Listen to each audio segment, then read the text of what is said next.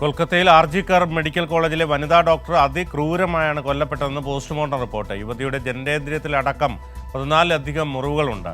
Medical college പ്രിൻസിപ്പലായിരുന്ന doctor Sandeep ഘോഷിനെ CBI വീണ്ടും ചോദ്യം ചെയ്യുകയാണ്. സംഭവത്തിൽ മമതാ സർക്കാരിനെതിരെ രൂക്ഷ വിമർശനവുമായി വനിതാ ഡോക്ടറുടെ മാതാപിതാക്കളും രംഗത്തെത്തി. വിവരങ്ങളുമായി സിബി ഉണ്ട്. സിബി, എന്താണ് ഇത് സംബന്ധിച്ചുള്ള കൂടുതൽ വിവരങ്ങൾ?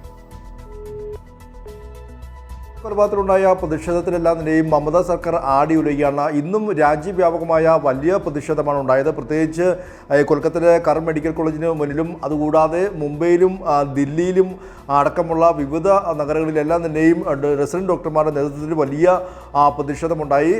പ്രത്യേകിച്ച് ഈ സംഭവത്തിൽ ഇരയ്ക്ക് നീതി ലഭിക്കണമെന്ന് ആവശ്യപ്പെട്ടുകൊണ്ടാണ് വലിയ പ്രതിഷേധം ഇപ്പോഴും തുടരുന്നത്. അതോടൊപ്പം തന്നെ ഈ ഇരയുടെ പിതാവിൻ്റെ വെളിപ്പെടുത്തലും ഏറെ നിർണായകമായിരുന്നു. അദ്ദേഹം പ്രധാനമായും ആരോപിച്ചത് ഈ മമതാ സർക്കാരിൽ തങ്ങൾക്ക് വിശ്വാസം നഷ്ടപ്പെട്ടിരിക്കുന്നു.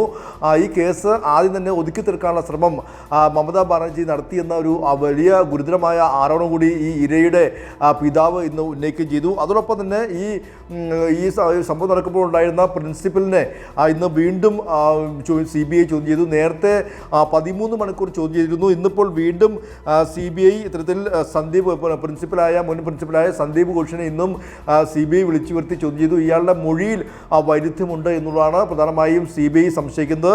അതോടൊപ്പം തന്നെ മറ്റൊരു പ്രധാനപ്പെട്ട കാര്യം, ഇതിൽ ഈ ഒരു സംഭവത്തിൽ ആരോഗ്യ പ്രവർത്തകരുടെ ഈ സുരക്ഷയെ സംബന്ധിച്ചെല്ലാം തന്നെയും നിയമനിർമ്മാണം നടത്തണമെന്ന് ആവശ്യം ഉന്നയിച്ചുകൊണ്ട് CPIM PB പ്രസ്താവന ഇറക്കി. പ്രത്യേകിച്ച് ഈ ഒരു സംഭവത്തെ അട്ടിമറിക്കാനുള്ള ശ്രമമാണ് മമതാ സർക്കാർ നടത്തിയതെന്നും CPIM ആരോപിച്ചു.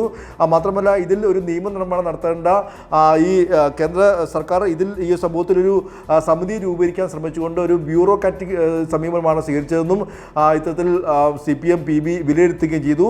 എന്തായാലും മമതാ സർക്കാരും അതോടൊപ്പം തന്നെ കേന്ദ്ര സർക്കാരും ഇതിൽ കൃത്യമായി ഇടപെടണമെന്നും അതോടൊപ്പം തന്നെ ഇതിൽ നിയമനിർമ്മാണമാണ് വേണമെന്നൊരു ആവശ്യം കൂടി CPM PB മുന്നോട്ട് വയ്ക്കുകയും ചെയ്തിട്ടുണ്ട്.